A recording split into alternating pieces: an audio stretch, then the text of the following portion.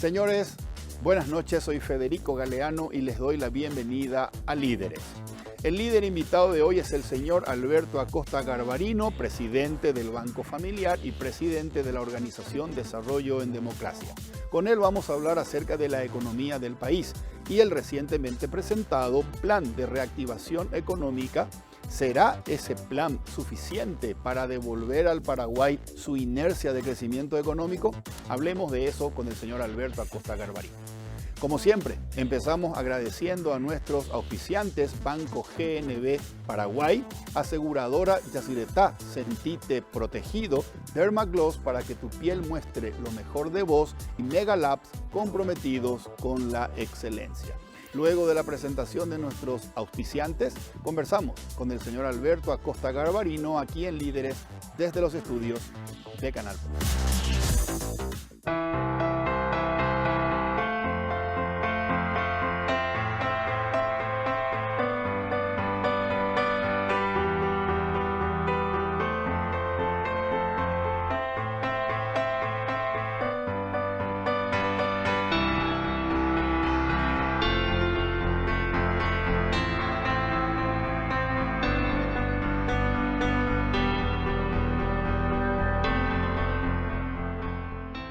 ¿Alguna vez te preguntaste todo lo que puede caber en algo tan pequeño? Esa pequeña taza de café que se convirtió en el inicio de algo mucho más grande. El pasto verde y fresco que se convirtió en el lugar favorito de ellos. Ese auto, alguna vez de juguete, que se convirtió en una realidad 20 años más tarde. Esa fotografía que se convirtió en el recuerdo de una de las mejores aventuras. Seguí viendo cómo lo pequeño se convierte en grande. Contactá con un asesor al 617-8000. Aseguradora Yacyretá. Ser ultra es descubrir que la edad debe marcar momentos, no mi rostro. Al final del día, la crema noche protege el colágeno de mi piel y suaviza arrugas profundas, gracias a que contiene cronociclín e isoflavonas. Dermagloss Ultra Age más 50. Llévate bien con el tiempo. Las mujeres vivimos haciendo malabares, pero cuando estamos estreñidas, todo se nos complica. Para esos momentos de estreñimiento, elige Ciruelax, ahora en su nuevo tamaño, igual de efectivo y natural. Ciruelax al acostarse, resultados al levantarse. Hace un tiempo buscaba algo que me ayudara con los dolores articulares que aparecen con la edad y que complican mi día. Decidí probar Finartrit Advance. La fórmula 4 en 1 más completa desarrollada hasta hoy, que ayuda a mantener sanas tus articulaciones. Con Finartrit Advance, nunca dejes de moverte. Estoy en la mejor etapa de mi vida. Me siento como de 20. Volví a correr y para cuidarme tomo hidrolágeno todos los días. Así prevengo el desgaste articular, porque una cosa es tener 20 y otra cosa es sentirse de 20. Hidrolágeno, colágeno hidrolizado que alimenta tus articulaciones.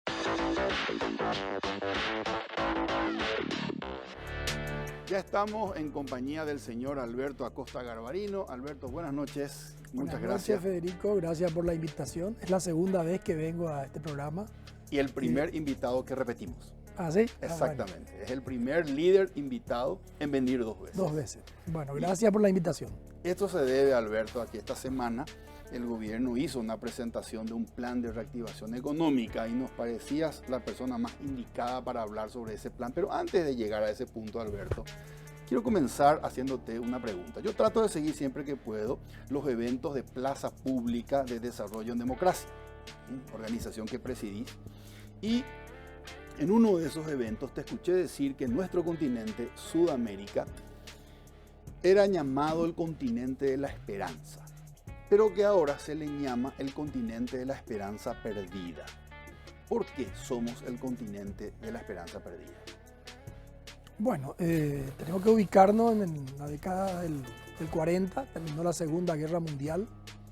Estados Unidos queda como la única superpotencia, mejor dicho, quedan 2 superpotencias. La Unión Soviética con el comunismo, el bloque comunista y el bloque capitalista. Y básicamente a partir de ahí se inicia toda una serie de procesos donde Estados Unidos crea instituciones para ayudar al desarrollo de otros países, porque veía como una de las uno de los peligros ante el avance del comunismo es la pobreza. ¿Verdad? La pobreza era un caldo de cultivo para el comunismo. Entonces se crea el Banco Mundial, se crea el banco, el BID, se crean los programas de ayuda como la Alianza para el Progreso. Correcto. O sea, una serie de actividades donde querían impulsar, diríamos, el desarrollo de los países del tercer mundo, por decirlo de alguna manera, ¿verdad? Y dentro del mundo entero, América Latina era el país, la zona vecina a Estados Unidos. O sea que había mucho más compromiso, por eso se crea la Alianza para el Progreso. Kennedy llama la nueva frontera, que la nueva frontera no era ya el límite de Estados Unidos, era toda la América, diríamos de alguna manera, y Estados Unidos tenía que ayudar al desarrollo de estos países. En ese contexto se veía que el desarrollo que era propio en ese momento de países del norte de Europa, exacto, Inglaterra, bueno, Francia, Alemania, Estados Unidos, podía llegar a América Latina rápidamente porque teníamos todas las condiciones para el desarrollo. Teníamos un territorio amplio, muy rico, en recursos naturales, teníamos el petróleo en el Pacífico, teníamos tierra fértil en el Atlántico, teníamos una población no muy grande, cierto, comparado con el Asia, ¿verdad? Pero una población muy europeizada también, en gran parte, o sea, con cierta cultura europea, con lo cual podía ser, diríamos, el primer continente a ser desarrollado. Okay. Y cuando hablamos de desarrollado, estamos hablando de PIB per cápita. Bueno, en esa época se usaba como único elemento para medir el desarrollo el PIB per cápita, que era la producción de bienes y servicios, okay, dividido por la población, ¿verdad? Cierto. Entonces, América Latina era el continente de la esperanza. Y yo tuviera que otra vez focalizar más, posiblemente Brasil era el gran país de la esperanza. Brasil tuvo un gran crecimiento en la década del 50, 60, 70. Cierto. Era lo que es China hoy en día. Era el milagro económico. Todo el mundo pensaba que Brasil iba a ser una de las superpotencias mundiales en poco tiempo. ¿Y qué ocurrió? Ocurrió que nos entró el virus, por llamarlo de una manera, está de moda la palabra virus ahora, nos entró el virus del populismo. Con Getúlio Vargas en Brasil, con Perón en Argentina, con varios líderes que nos metieron este virus. Este virus, el populismo, la palabra, el sufijo ismo significa exceso, abuso. La paternidad es necesaria para poder cuidar al hijo. Cuando nace una criatura, es un bebé, no se puede sostener él solo, hay que cuidarlo, hay que ayudarlo a que crezca. Eso es paternidad. Cierto. Ahora, la paternidad excesiva es seguir cuidándole cuando tiene ya 40, 50, 60 años, ¿verdad? Eso ya es paternalismo, ¿verdad? Correcto. El consumo es necesario para vivir. Yo tengo que consumir, tengo que comer, tengo que tener ropa, tengo que tener... Está bien que quiera consumir. El consumo excesivo es el consumismo, ¿verdad? Yo creo que está bien de que los políticos que dirigen una nación se preocupen del pueblo, ¿verdad? Okay. Y del bienestar del pueblo. Okay. Pero el exceso de protección, el darle dinero sin trabajar, el mantener gente que no produce nada, genera el populismo. Ese es el exceso, el abuso, ¿verdad? El Estado benefactor. El Estado benefactor, yo diría también el gobierno gratis. Hay una creencia de que el gobierno pone y que eso es gratis, que nadie paga eso, ¿verdad? Entonces vamos a dar salud gratuita, educación gratuita, todo es gratuito, ¿verdad? Y nada es gratuito en la vida, todo tiene un precio, ¿verdad? Como se dice en economía, no hay comida gratis, ¿verdad? Alguien paga eso. Entonces no se discute eso, ¿quién va a pagar? ¿Verdad? Y ahí, a partir de ahí, comenzamos a ser países, la mayoría, sobre todo Argentina, que es el caso más patético, ¿verdad? Un país que gastaba como el primer mundo, pero recaudaba como el quinto mundo, ¿verdad? Y tenía enormes déficits, tiene hasta ahora enormes déficits. ¿Y cómo financió esos déficits? Con emisión de dinero y tuvo hiperinflaciones, o financió con deuda y tuvo default de la deuda, que es lo que tiene hoy Argentina, la combinación perfecta, tiene default de deuda y una inflación descontrolada, que está parada ahora por la pandemia. Apenas se levante la cuarentena, eso va a explotar. Entonces, esa irresponsabilidad que se dio en la mayoría de los países, y para Paraguay, lamentablemente, nuestros dos grandes vecinos han sido los exponentes de ese populismo, ¿verdad? Los principales exponentes. Entonces, lamentablemente no podemos cambiar de ubicación geográfica, tenemos que seguir acá eternamente y tenemos que convivir con dos vecinos absolutamente irresponsables. Han sido los más irresponsables en el mundo posiblemente, en lo macroeconómico. Han hecho default de su deuda varias veces, han tenido hiperinflaciones, han confiscado depósitos, en fin. Y a eso se llama un poco un país que tenía todo para desarrollarse. Argentina es el mejor ejemplo. Sí. Tiene todo para ser un país, una potencia mundial. Fue una potencia hace 80 o 90 años. ¿verdad? Exacto. Y es el único país del mundo que alcanzó el desarrollo y que se desarrolló, que se empobreció. ¿verdad? Único país del mundo desdesarrollado. Desdesarrollado. Entonces, y a eso es lo que se llama hoy la esperanza perdida. Una esperanza de que ahí va a estar la nueva potencia económica del mundo. Argentina, Brasil, iban a ser las grandes potencias, México. Y terminamos lamentablemente. Asia, que no estaba en ese momento, no era un continente en el cual se veía que ahí iba a haber desarrollo, comenzó a crecer. Japón comenzó a crecer, se reconstruyó después de la guerra. Corea, que era muy pobre, Corea del Sur, pasó a ser una potencia. Los tigres asiáticos en general. Correcto. China ahora. Correcto. O sea que hoy Asia le ha superado, pero de forma, digamos, enorme a América Latina. Y nosotros hoy somos con África los países la zona menos desarrollada del mundo.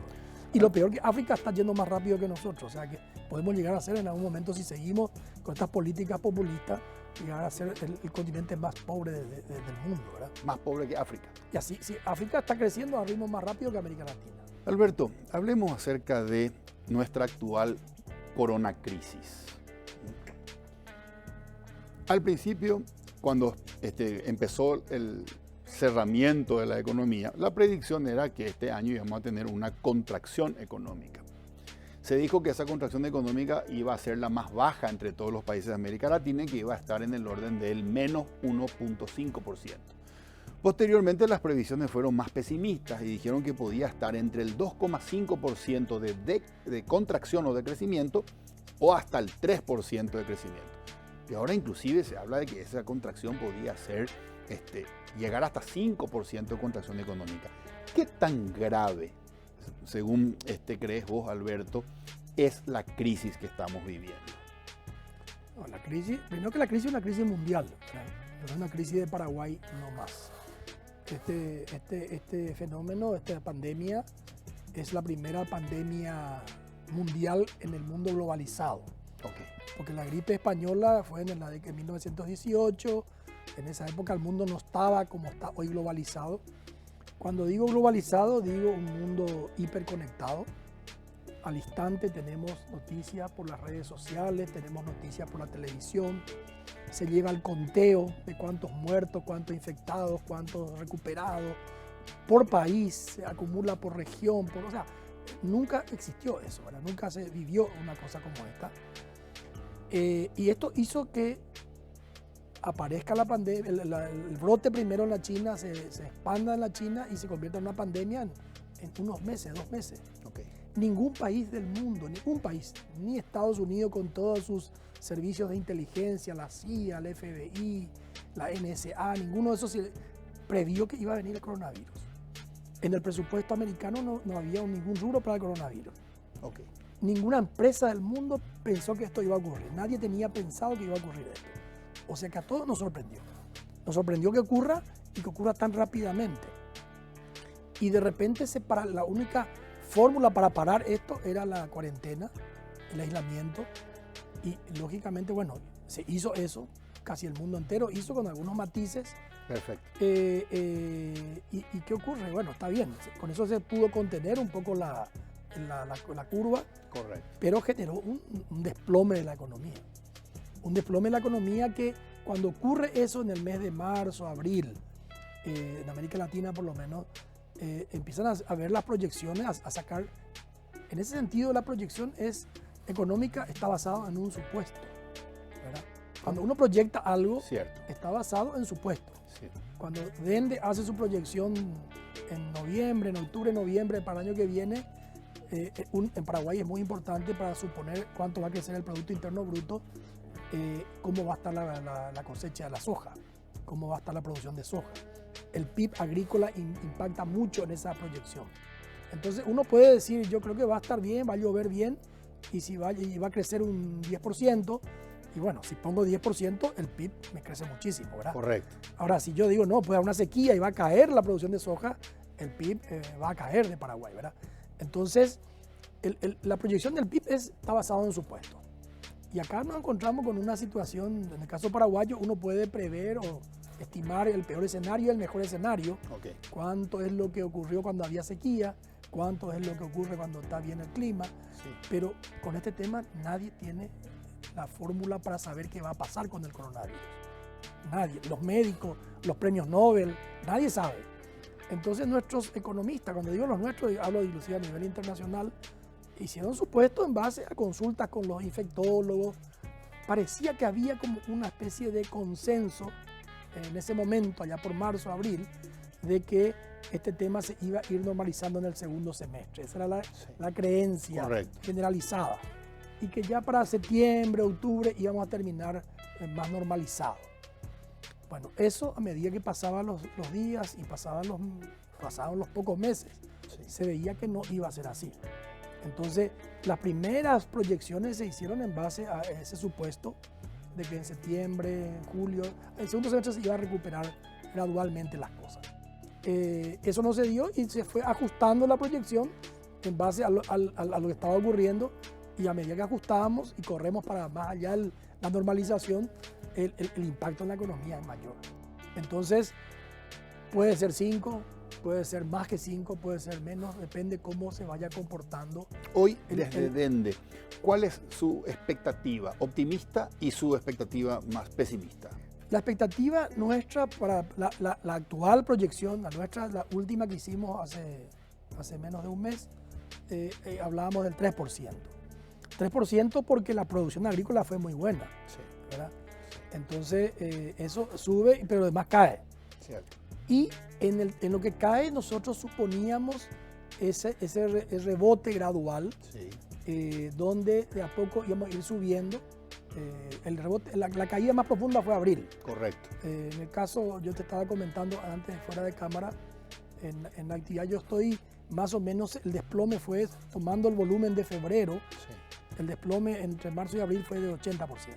Correcto. O sea, la economía cayó casi a un 20%. Pero ya en mayo, a medida que se fue liberando el tema de la cuarentena, Okay. se fue normalizando, pasó a 40, 70, y la idea es llegar, en la proyección de Dende, que llegaríamos a diciembre en torno al 80%, más o menos de lo que era el volumen normal. Cierto. Pero eso es una suposición, ¿verdad? Puede ser que sea 90, puede ser que sea 50, haya un retroceso, como nos dicen todos los días los infectólogos, que puede haber retroceso. Bueno, todo eso va a alterar profundamente el resultado de la caída del PIB. Más reactivación o menos reactivación depende de cuánto vaya creciendo la curva de contagios. ¿Es el principal factor? Sí, definitivamente la economía va a estar está en el mundo entero, ¿eh? No en Paraguay nomás, en el mundo entero la economía. Por eso que cuando yo escucho críticas de que faltó liderazgo en la parte económica, es que la economía quedó subordinada a la parte de salud. La salud es la que marca el ritmo, ¿verdad? Okay. Entonces la economía lo que puede es adecuarse, ir adecuando, buscando cómo mitigar los problemas que origina el problema sanitario. Cierto. Entonces no hay mucho que...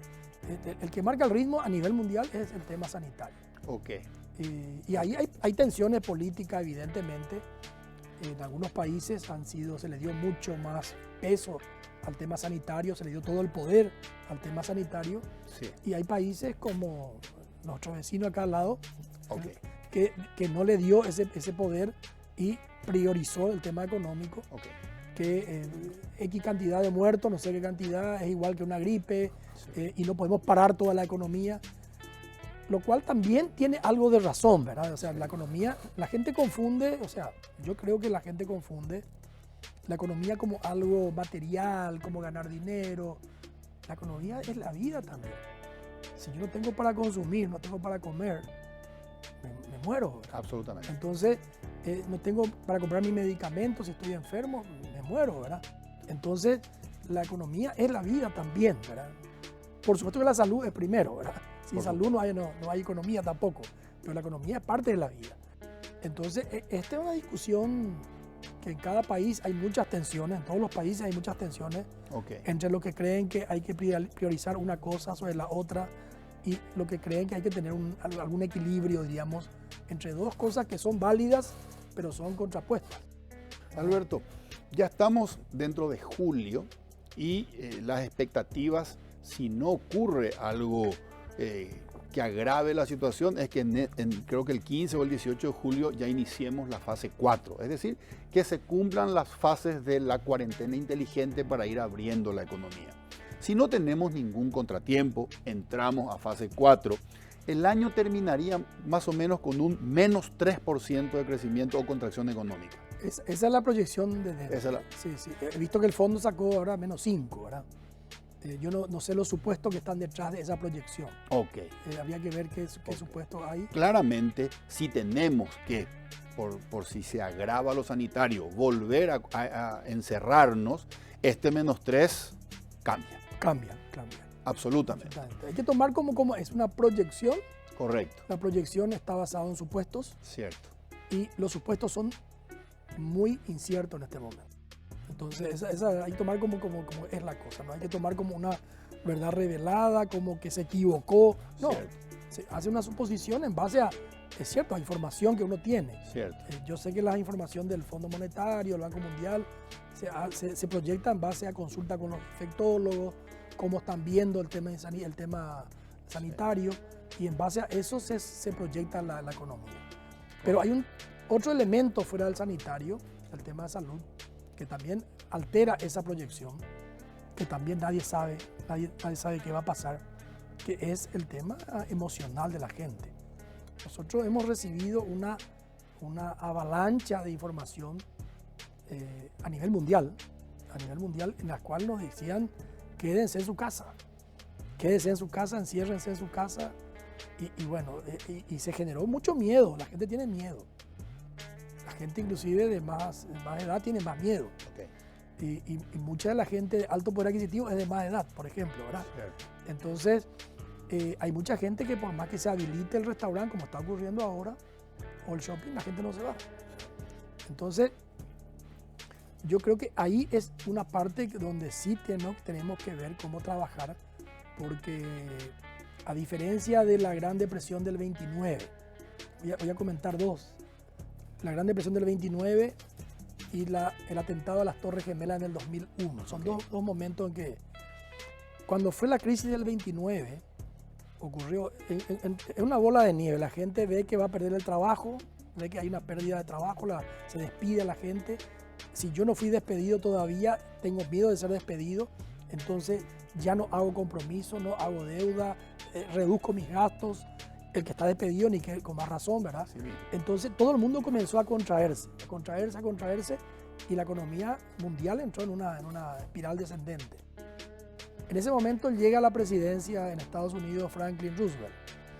Y Roosevelt, como líder político, acuñó una frase que hay que escuchar cada tanto cuando estamos en este tipo de momentos como estos. Él decía, en estos momentos, a lo único que hay que tener miedo es al miedo mismo. O sea, lo más grave para la sociedad, decía Roosevelt en el 29, es que todos tengamos miedo. Porque si todos tenemos miedo y todos nos contraemos, ahí sí la economía se va a desplomar. Entonces, eso fue lo que ocurrió en el 29. En el 2001, cuando fue el atentado a las Torres Gemelas, en Estados Unidos sobre todo, hubo un desplome de la economía americana. Porque la gente también se asustó, dejó de viajar en avión, dejó de ir a hoteles, y se contrajo la economía americana.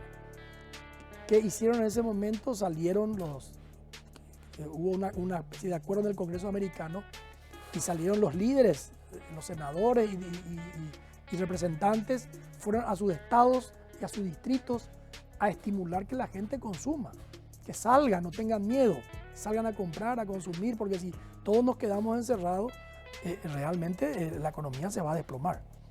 O sea, pongo esos dos ejemplos nomás, porque en este momento estamos en esa situación. Correcto. En el cual, pero acá se agrega un elemento diferente a la crisis del 29 y a la del 2001, que acá hay una pandemia. Entonces, el miedo es real, ¿verdad? El miedo es es de contagiarse y el miedo es de muerte, ¿verdad? Cierto. Entonces, yo creo que hay que diferenciar miedo de pánico, ¿verdad? El miedo es necesario para poder sobrevivir.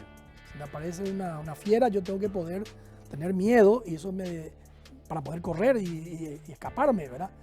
El miedo es necesario, pero el pánico es cuando te paraliza, entra en tu mente el miedo y te deja paralizado. Okay. Y yo creo que en muchos casos, en nuestro caso, siento gente con pánico, ¿verdad? Y ahí es un campo en que los líderes, en primer lugar, yo creo que ahí un poco ya entramos en el tema de la reactivación económica.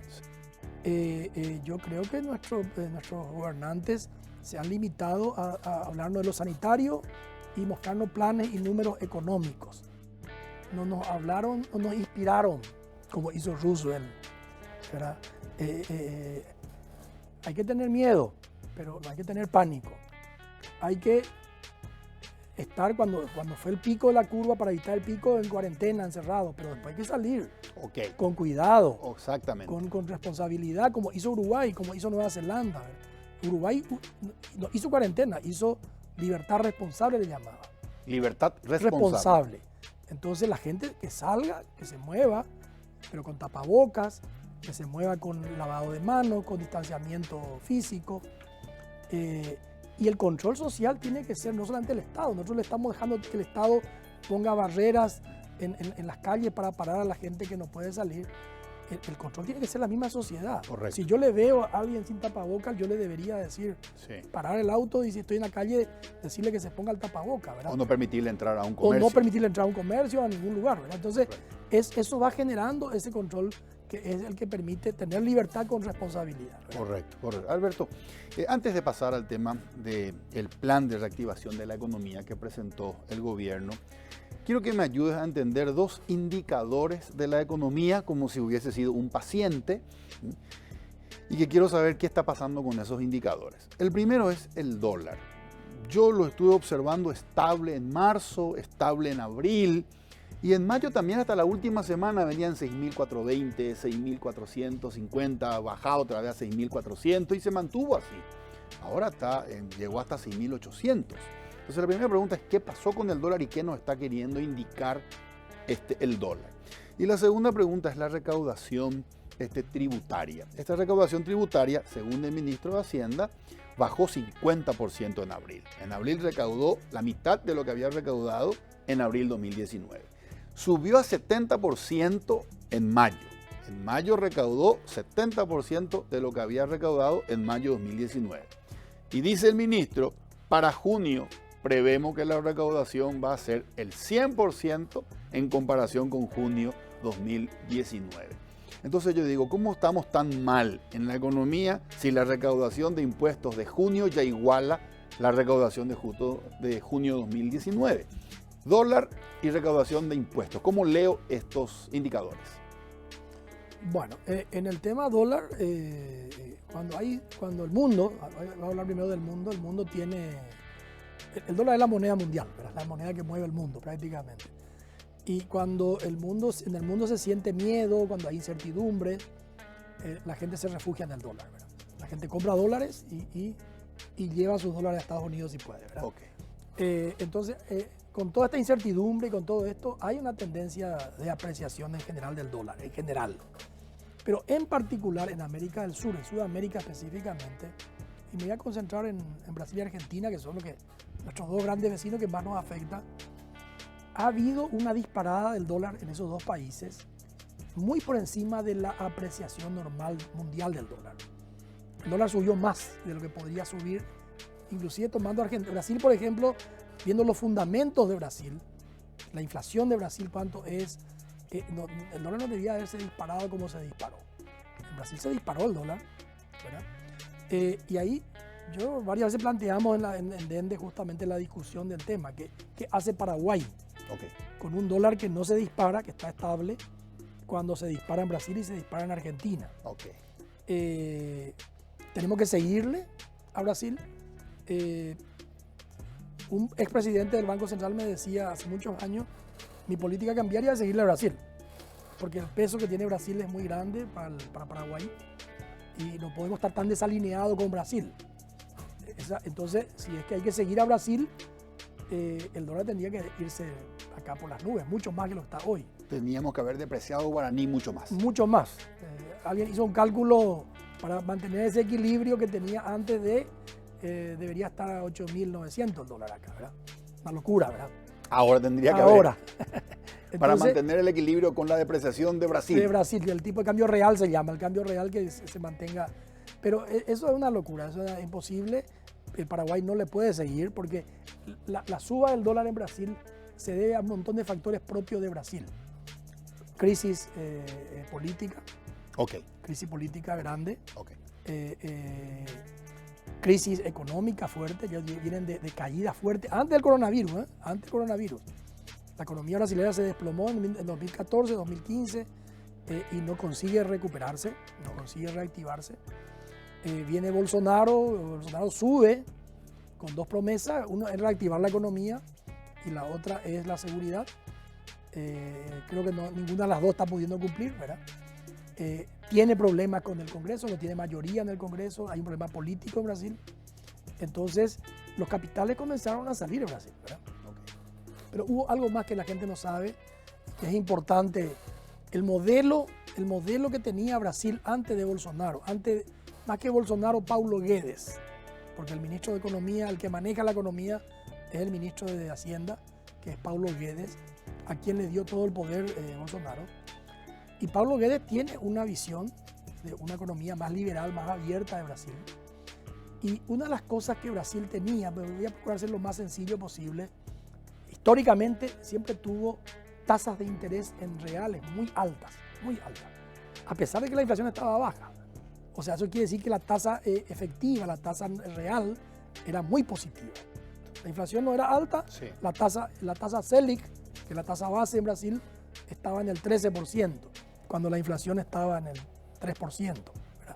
O sea, muy positiva.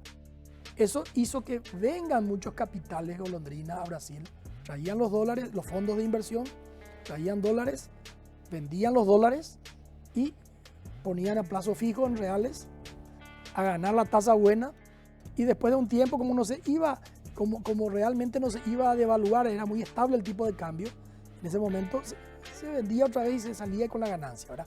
Había mucho capital golondrina en Brasil. Correcto. ¿Qué hizo Paulo Guedes? Creo que correctamente, no sé si lo hizo muy rápido o no, dijo: Brasil no se puede desarrollar con tasas de interés muy altas, tenemos que bajar las tasas de interés. Y comenzó a bajar. Okay. Hoy está en el menos del 3%, 3 y pico por ciento la Selic, con lo cual ya la tasa es hasta casi negativa. Exactamente. ¿Verdad? ¿Y qué ocurrió? Los capitales que antes venían para especular se fueron toditos. Así mismo. Y al irse todito, el dólar se fue por las nubes. Correctísimo. ¿Verdad? Entonces, ¿qué hace Paraguay? Chiquitito mirando al gigante hacer ese movimiento tan grande. ¿Le seguimos? Entonces hay que llevar el dólar a 8.900, una locura, ¿verdad? No le podemos seguir. Entonces tenemos que ir administrando y ver en qué medida ese cambio, que ahora es un cambio muy especulativo en Brasil, porque no es el cambio tampoco que nos responde a fundamento, se va normalizando. Hubo una caída del dólar después, pero ahora volvió a repuntar otra vez de vuelta.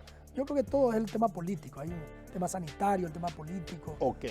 Todo eso hace y Paraguay va a tener que ir acompañando, pero no tan cerca. Perfecto, pero está mal que yo diga el dólar está subiendo porque es señal de que la gente está teniendo miedo y se está refugiando en el dólar. No es correcto. Yo creo que no. La gente, el dólar está muy influido. Las grandes empresas en Paraguay son casi todas multinacionales, las que manejan los grandes sectores de la economía. Casi todas dependen de Brasil. Normalmente la oficina de Paraguay depende de Brasil. Muchas de ellas tienen su gerencia financiera regional. O sea, todas las inversiones en comprar dólares, vender dólares se manejan en San Paulo, no acá. Entonces responden mucho a esta lógica de Brasil más que de Paraguay. Perfecto. Recaudación de impuestos. Recaudación de impuestos me sorprendió cuando hablamos de ese tema y consulté con gente de la fundación y me dijeron que no tienen muy claro qué es lo que ocurrió, pero aparentemente uno de los motivos es de que nosotros hicimos una moratoria de pago de impuestos en el mes de abril y mayo. Exactamente. Se pateó para junio. Sí. Y comienza en junio a cobrarse los impuestos que no se cobraron en abril y en mayo, ¿verdad? Por eso se ve el repunte en junio. Se ve el repunte en junio. Ok. De todos modos, hay un repunte. Yo te estaba hablando Sí. que en el sector que yo estoy, nosotros llegamos en abril a una caída del 80%. Correcto.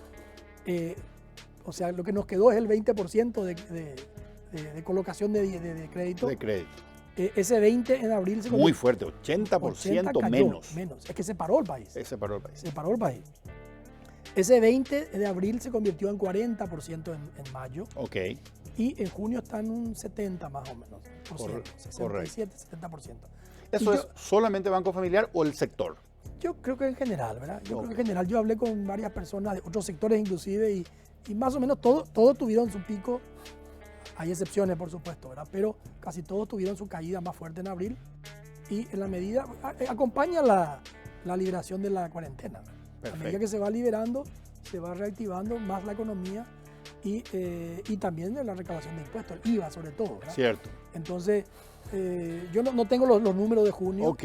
pero ok. creo que el IVA se recuperó en un 70% más o Perfecto. menos y el resto ya es el pago seguramente de lo que no se pagó en abril y mayo. Exacto. Bueno, Sí. esperemos que esto continúe así, porque ya no hay margen para pedir plata prestada y pagar salarios en el caso que la recaudación impositiva caiga de nuevo, ¿verdad? Sí. Así que esperemos que esto continúe así. Alberto, el Banco Familiar tiene sucursales en todo el país. ¿Cómo está golpeando esta crisis a las diferentes regiones dentro del país?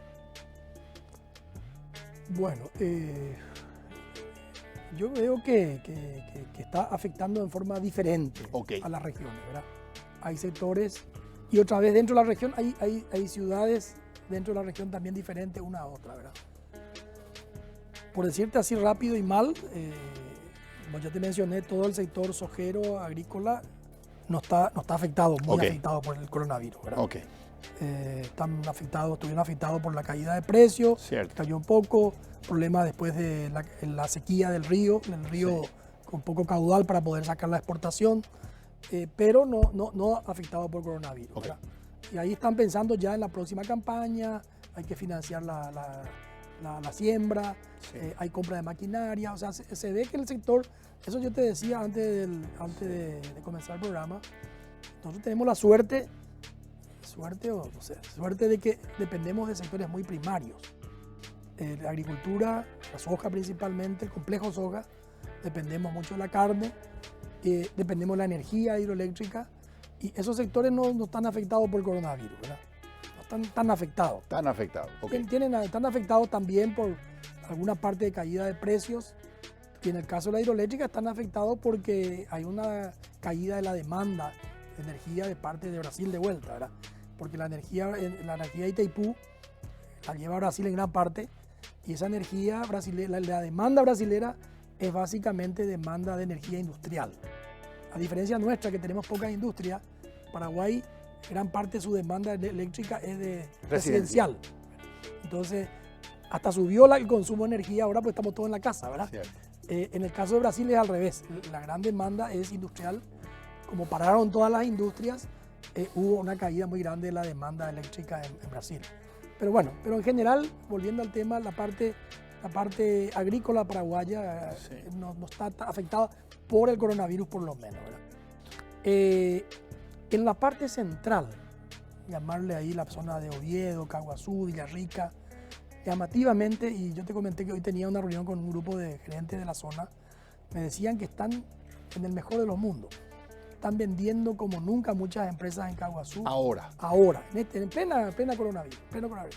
¿Por qué? Porque se cerraron la frontera, no entra competencia ni de contrabando ni legal Ok. de productos brasileros, de productos del exterior.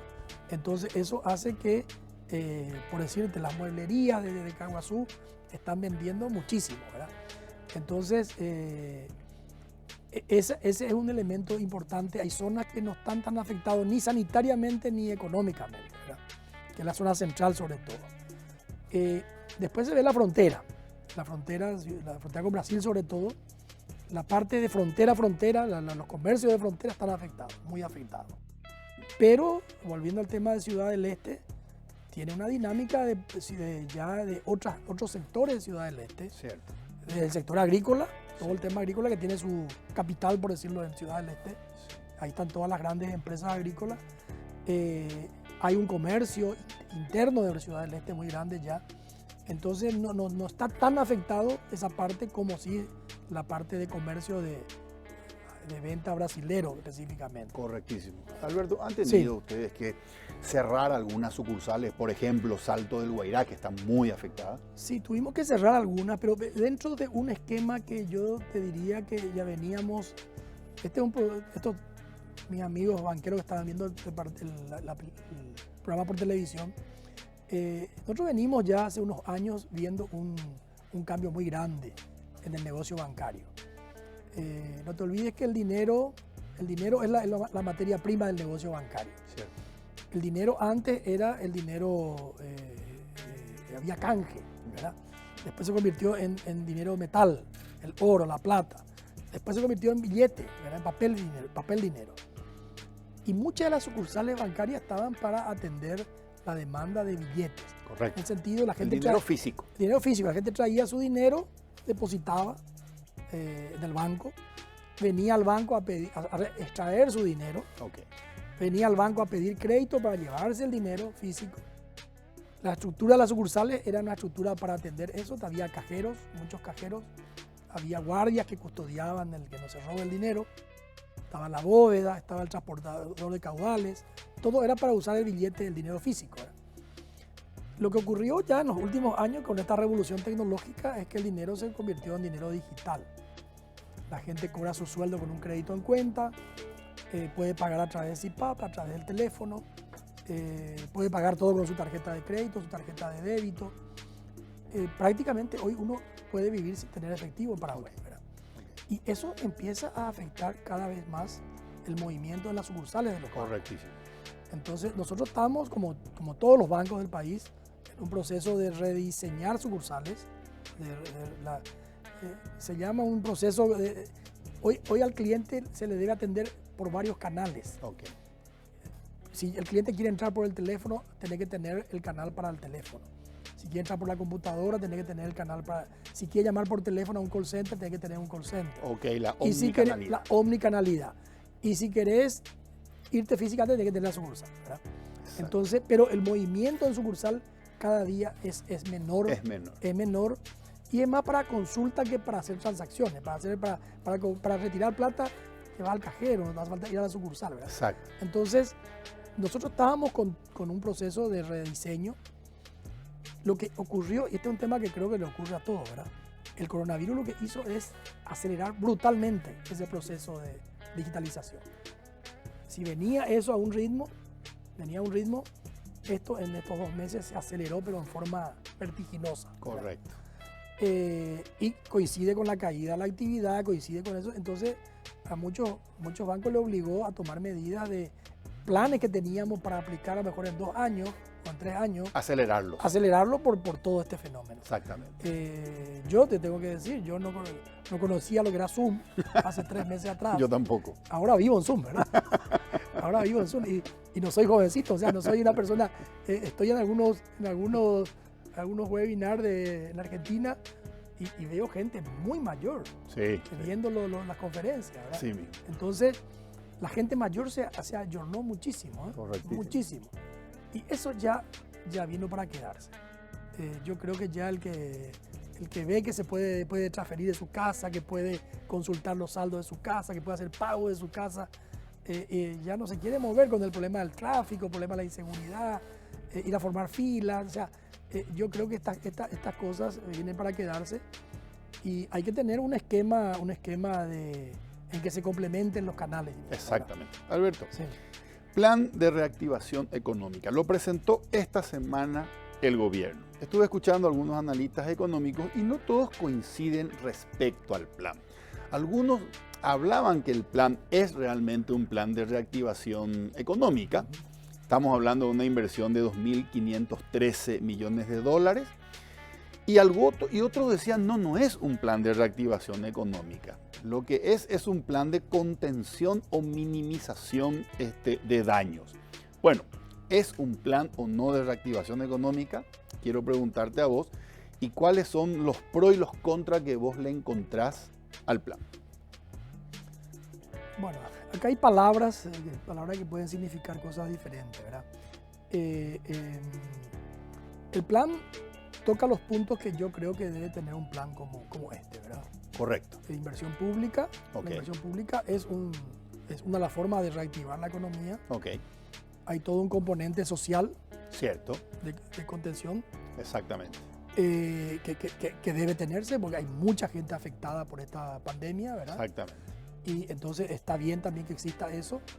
Y hay una parte de financiamiento, de crédito para el desarrollo, Crédito diríamos, para el desarrollo, que también es necesario si queremos. Y hay una parte que es la reforma estructural del Estado. Así mismo. Bueno, nosotros estamos totalmente de acuerdo en la reforma estructural del Estado, Ok, en esa que está ahí y en más cosas, en las que están ahí. Lo que yo veo, y te decía también antes de entrar al programa, es que me preocupa un poco que es casi parecido un poco al tema sanitario. Estamos hablando de temas médicos en la parte sanitaria, pero ahí sí claramente hubo un liderazgo donde básicamente nos dijeron quédense en su casa, nos hicieron tener miedo, y está bien que nos hagan tener miedo ok, para que la gente haga lo que tenía que hacer. ok. Ahora, creo que eso falta en este momento, ¿verdad? Falta que hay que tener miedo, está bien, pero no pánico. Tenemos que tener esperanza de poder salir a movernos con cuidado. Cierto. Y yo creo que el sector público solo no va a poder reactivar la economía. El sector público, el consumo público es menos del 12-13% del PIB de Paraguay. Consumo público. Ok, El privado está cerca del 70%. O sea, esto se va a reactivar con el consumo privado. Y el consumo privado tiene un componente psicológico muy fuerte. sí. Tiene un tema económico, que hay mucha gente sin trabajo, Cierto. ¿verdad? Que no tiene cómo ir a consumir. Ok, Pero hay también mucha gente que tiene ingresos. Nosotros, ¿por qué crecieron los depósitos de los bancos? Porque hay gente que cobró su sueldo y no gasta. Se le postergó los pagos, no tiene que salir a cenar afuera, no tiene que viajar, no tiene casi ni que cargar combustible.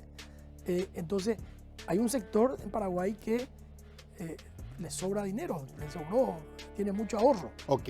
¿Verdad? Alberto, permíteme entonces la Y siguiente. ese sector tiene la responsabilidad, así como hablé del 29 en Estados Unidos y hablé del 2001, Cierto. patriótica, de salir con cuidado a ayudar a reactivar esta economía, Ok, ¿verdad? No es solamente el Estado el responsable de esto. El Estado es pequeño en Paraguay comparativamente con el sector privado. Nosotros tenemos que romper lo que podemos, lo que Ok. se pueden, ok. ese miedo que nos paraliza, ese pánico que nos paraliza, Cierto. y poder salir a consumir, Ok. ¿verdad? Entiendo entonces que hay dos variables, eje vertical y eje horizontal. Eje vertical, variable temor, eje horizontal, variable consumo. A mayor temor, menor consumo, Sí, y a menor temor, mayor consumo. sí. Desde el gobierno, ¿se puede hacer algo para minimizar el temor y aumentar el consumo? Claro, yo lo que te decía, pues te ponía el ejemplo del 2001 en Estados Unidos y del 29 en Estados Unidos, que hubo ahí un liderazgo político para incluir que la sociedad deje de tener miedo, ¿verdad? O sea, la sociedad, acá hay que agregar la diferencia con el 29 en Estados Unidos, es que acá está la pandemia, ¿verdad? Exacto. Que es diferente, tampoco se Exacto. puede decir salgan la gente a la calle, hagan, consuman, porque el Porque riesgo estoy ahí viendo en televisión las imágenes de la cantidad de Claro. muertos en otros países. en otros países. Por eso hay que agregar el elemento que inclusive, ya que tocamos el tema, voy a mencionar un poco. Nosotros traemos en Dende, en la fundación, hace mucho tiempo al filósofo colombiano Bernardo Toro. Correcto. Bernardo Toro es el que nos habla, es uno de ellos, hay muchos Sí, que hablan del tema, sí. sobre la ética del cuidado. La ética del cuidado es, nosotros venimos de una cultura, la cultura de la revolución industrial para acá, una cultura productivista se llama, o sea, hay que producir, hay que crecer, hay que consumir, pues si no hay consumo no hay producción, y esa es la que nos llevó hasta hoy. Nosotros venimos de esta cultura de hay que trabajar, hay que ahorrar, hay que invertir, hay que crecer, hay que progresar, una palabra. Eso se aplica a las empresas, a los países, a las empresas y a las personas. Correcto. Esa cultura es la que con esta pandemia, bueno, ya hace tiempo, Sí. con el cambio climático, más cosas nos cuestiona ese tema. Ok. Y lo que dice la ética del cuidado es que hay que agregar la palabra cuidado a todo eso. Hay que producir Cierto. con cuidado, Correcto. Correcto. cuidando el medio ambiente, cuidando que no dañe el impacto que tiene esa producción. Ok. ¿Esta ética del cuidado sería una herencia post-coronavirus? No, esto es mucho antes. Ah, ok. Ya se veía el problema del cambio climático. Perfecto. Esto viene de Perfecto. todo el concepto del desarrollo sostenible, no, el desarrollo no más Correcto. que sea sostenible, y que es sostenible que yo use los recursos presentes, pero sin comprometer los recursos para las generaciones futuras. Correcto. Todo Entonces lo eso que hace el es COVID... agregar el cuidado. Entonces yo tengo que seguir produciendo Ok. con cuidado. Ok. Tengo que seguir consumiendo Sí. con cuidado, ¿verdad? Ok. Entonces, yo creo que esa ética del cuidado es una ética que hay que incorporar a nuestro discurso y es la que concilia un poco la necesidad de producir, de trabajar con el cuidado Ok. del coronavirus, ¿verdad? Perfectísimo. No sé si me estoy explicando. Perfectísimo. Alberto, yo tengo que ir a una pausa comercial breve, pero quiero dejarte una pregunta y me la respondes cuando regresemos de la pausa. La pregunta es la siguiente. En este momento, muchas personas en el país no la están pasando bien económicamente. Y el humor social puede estar subiendo de a poco, más todavía cuando se ve cierta tolerancia desde el gobierno hacia la corrupción y cierta falta de austeridad, más duros con la austeridad. Y eso puede provocar que vaya caldeándose el humor social, ¿o no? La pregunta es, ¿crees que en este escenario se podría dar en nuestro país una explosión social? Te dejo la pregunta y me la respondes luego de la pausa.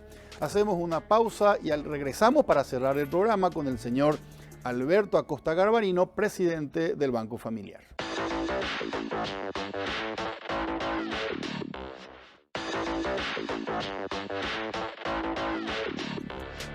Seguimos con el señor Alberto Acosta. Alberto, quedó la pregunta acerca del escenario social.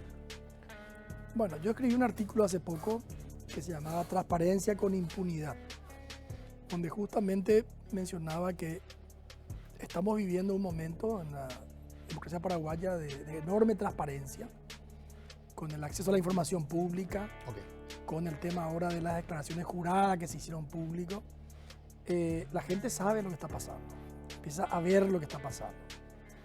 Y eso me llevó en el artículo a recordar lo que pasó en la Unión Soviética, cuando Gorbachev, que era el presidente en esa época, ve que el sistema comunista iba a colapsar, así como estaba, era un sistema muy cerrado, muy poco transparente, muy poco productivo. Entonces empieza a hacer reformas y básicamente dividió en dos tipos de reformas. Una era de transparencia, que llamó Glasnost, y la otra era la perestroika, que era modificar el sistema económico para incorporar algún elemento más de libre empresa, diríamos, ¿verdad? Correcto. Esta reforma de fondo tenía la objeción de los jerarcas del Kremlin, del Partido Comunista, tenía la oposición de ellos, pero entonces él avanzó justamente con el tema de la transparencia para que la sociedad presione a los cambios, ¿verdad? ¿Qué ocurrió? Se avanzó en transparencia, la gente comenzó a saber cosas que no sabía, a saber la matanza que hizo Stalin en su época, a conocer la gran corrupción que había entre los jerarcas del Partido Comunista. Cierto.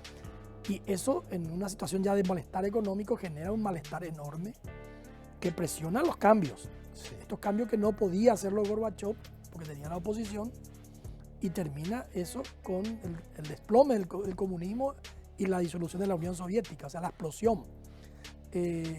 Yo creo, y este es un tema que sí también está muy estudiado a nivel internacional, de que transparencia es necesario para saber lo que pasa. Eso por un lado permite, diríamos, prevenir futuros delitos, pero por otro lado, si no se hace nada, si yo empiezo a saber lo que ocurre y no se hace nada, es el peor de los mundos. Es el peor de los mundos. Yo creo que el malestar es mucho mayor cuando yo ya sé algo que está mal y no se hace nada. Y bueno, y lo que existe en este momento con la situación de mucha gente que está mal, ver que esta gente privilegiada, y ahí tiene que ver un poco esta troika que nos gobierna, son los políticos corruptos con los sindicatos públicos, con los proveedores del Estado, que ellos siguen con sus beneficios. A ver, la troika que nos gobierna, por un lado políticos, por otro lado corruptos, sindicatos de con trabajadores. beneficios desmedidos. Exactamente. Y proveedores del Estado con la corrupción que ya vimos que ocurre, ¿verdad? Okay. Entonces, esa combinación es una combinación que ese grupo es el que se ha beneficiado en todos estos años a expensas de la mayoría de la gente, ¿verdad? Entonces, hoy con la transparencia que hay y con el malestar que hay, eso no es sostenible. Correcto. Yo creo que vamos caminando, si no toma conciencia la clase política de esto, vamos caminando a un problema muy grave socialmente. Okay. Entonces, celebramos que haya transparencia, pero advertimos que la transparencia con impunidad es muy peligrosa. Es muy peligroso, sí. Alberto, muchas gracias. Un gustazo recibirte nuevamente aquí en Líderes. Gracias por venir. Gracias, Federico, y para mí también es un placer conversar contigo, porque esto es una conversación más que una entrevista. Gracias, Alberto. Señores, esto fue Líderes. Buenas noches.